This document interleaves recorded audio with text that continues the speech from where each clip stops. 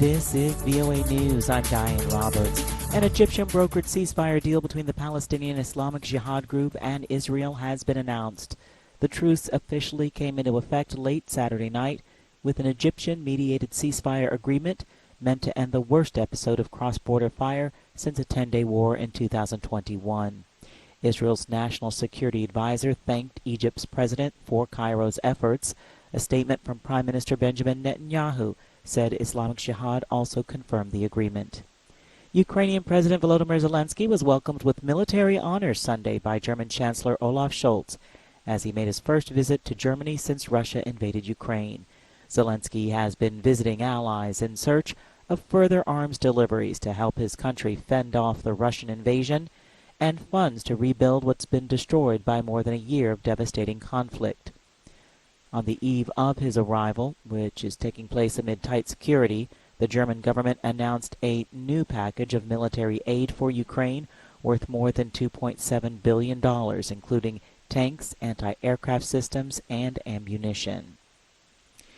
World Food Program Chief Cindy McCain warns that it will be difficult to feed the world if Russia does not renew the grain deal. Yes, they must renew the deal.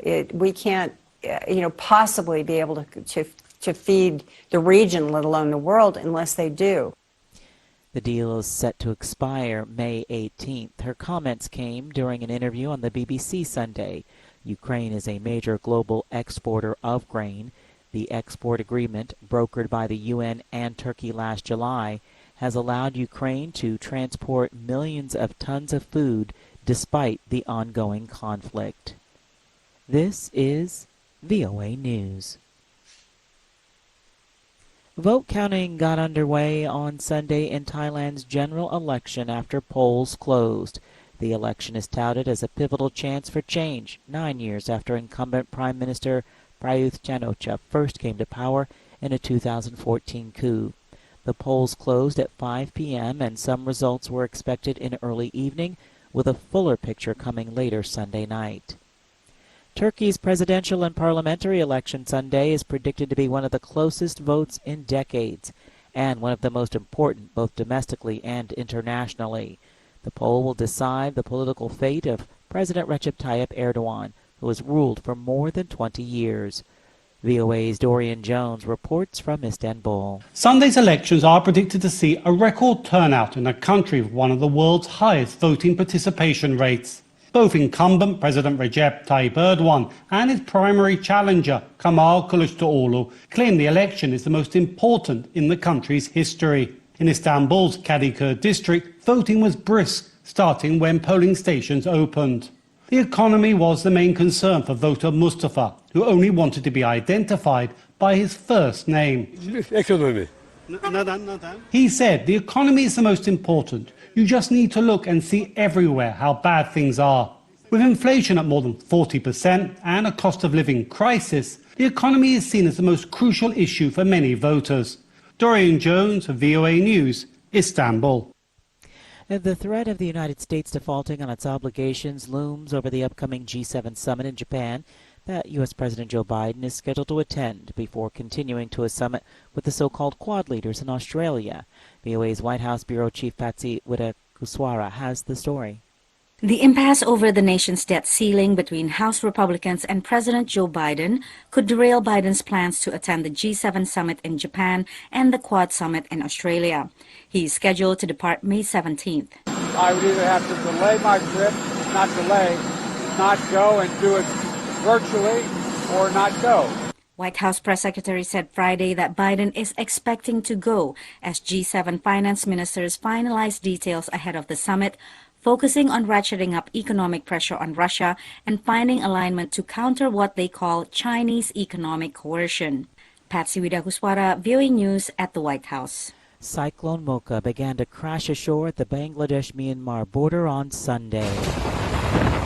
Bangladesh's weather office said in a region that is home to hundreds of thousands of Rohingya refugees. Packing winds of up to 195 kilometers per hour Mocha hit. I'm Diane Roberts, VOA News.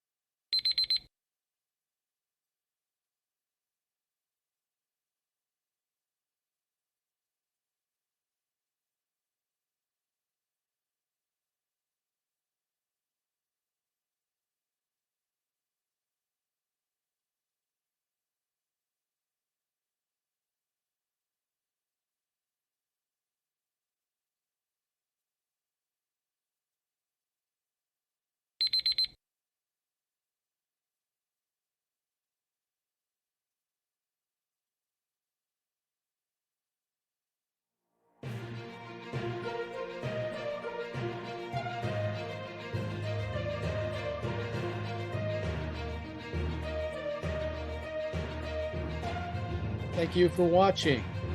Can you do me a favor? Please leave a comment in the comments section below. That would really help.